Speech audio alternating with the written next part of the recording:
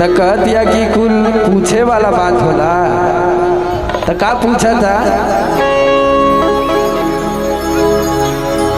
कि नैहर से जब ससुरा गईलू।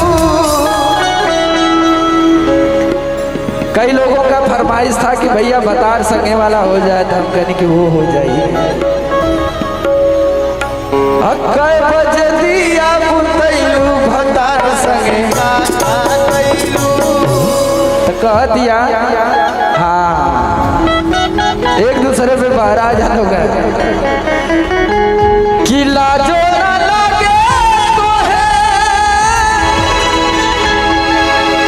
और की पूछे में आई सनबार हो।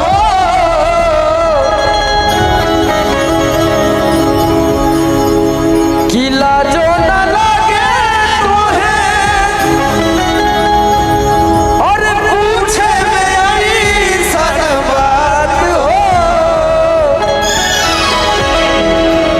कि कैसे बलम के गोरा सुतैलू के बाड़ी में किली लगैलू भतार संगे काका कैलू, भतार संगे काका कैलू। नैहर से जब ससुरा गईलू, नैहर से जब ससुरा गईलू, कै बजे दिया बुतैलू भतार संगे काका कैलू, भतार संगे काका कैलू, भतार संगे काका कैलू।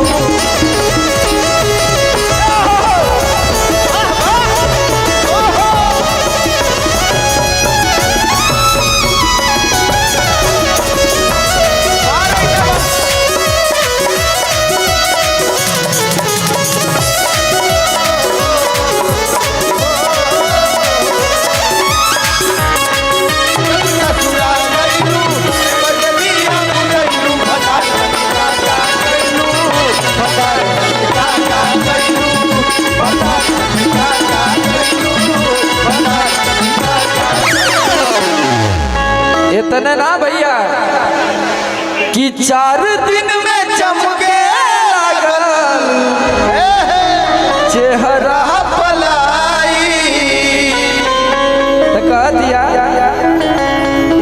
कि गीजर में सैया नहाइनी देनाई।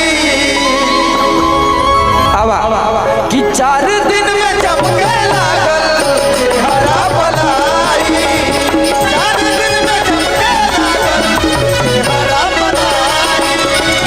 गीजर में सैया के नहाइनी देनाई। गीजर में सैया के नहाइनी देनाई।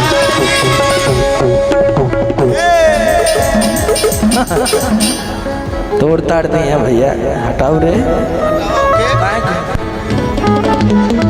कि 4 दिन में चमके लागल चेहरा पलाई। गीजर में सैया के कूलर देनाई।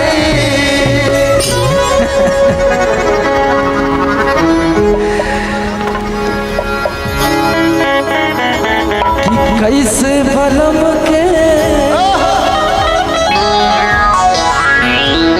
अब बैठ जी लोग अब देखा आखिरी हथियार चलत है कि कैसे बलम